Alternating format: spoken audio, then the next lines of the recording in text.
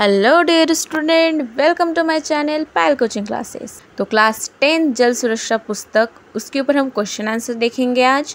तो चलिए स्टार्ट करते हैं। घटक 2 प्रकरण 3, और आपको ये सारे पैराग्राफ्स रीड कर लेने हैं, वो आपको करने हैं। मैं सिर्फ आंसर्स बता दूंगी। तो चलिए अभी स्टार्ट करते हैं आंसर। उपक्रमाचे उद्देश, महत्त्व. पाणी हे जीवन आहे. पाण्याच्या समस्याला सोडवण्यासाठी एकत्र होऊन उपाय काढणे आवश्यक आहे. उपक्रमासाठी नियोजित कालावधी 15 दिवस. साहित्य व उपकरणे: पेन, पेन्सिल, नोंदवही, मोबाईल, पुस्तक, संदर्भ ग्रंथ. उपक्रमाची कार्यपद्धती. योजना: ही योजना महाराष्ट्र शासनाने सुरू केलेली एक योजना आहे. यावर उपाय म्हणून 2016 साली आमिर खान यांनी पाणी फाउंडेशन स्थापना केली. अंमलबजावणी: या संस्थेची स्थापना 2016 मध्ये झाली. अभिनेता आमिर खान यांच्या पुढाकाराने सत्यमेव जयतेला टीव्ही मालिकेच्या टीमने पुढाकार घेतला. ठिकाण: पाणलोट क्षेत्र विकास अंतर्गत मुंबई येथील पाणी फाउंडेशन या उपक्रमात नालाबंदीचे काम करण्यात आले. आम्ही तेथे भेट दिली.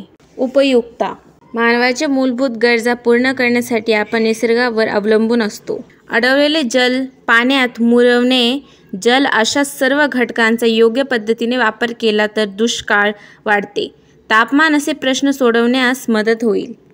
या उपक्रमात वाहते पाणी अडवून त्यांचा योग्य उपयोग करण्यात येते.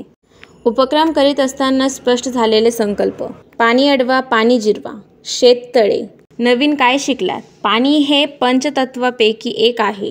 पाण्याचे संकट टाळण्यासाठी पाणी अडवले पाहिजे. निष्कर्ष: पाण्याचे वाहून जाणारे पाणी जमिनीत मुरवता येते. त्याने पावसाच्या भूगर्भ पातळीत वाढ होते. उपक्रमाविषयी आपले मत, अनुभव लिहा. हा अतिशय चांगल्या प्रकारचा उपक्रम आहे. यामुळे कमी खर्चात जास्तीत जास्त पाणी अडवले जाते. पालकाची मदत. जेव्हा जेव्हा अडचण आली तेव्हा पालकांकडून विशेष मदत मिळाली. पालकांचे मत: मानवाच्या मूलभूत गरजा निसर्गामुळे पूर्ण होतात. पाणी वाचवणे गरजेचे आहे. सहकार्य घेतलेले व्यक्ती: पालक, शिक्षक, मित्र, संस्थेतील व्यक्ती.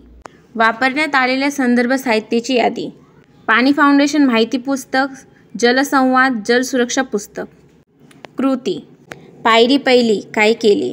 पहिलं, उपक्रमाची गरज येण्यावर चर्चा केली. दुसरं, उद्दिष्टे ठरविणे. तिसरं, कार्यक्रमाच्या रूपरेषा आखणे. चौथं, नियोजन करणे. पायरी दुसरी. काय केले?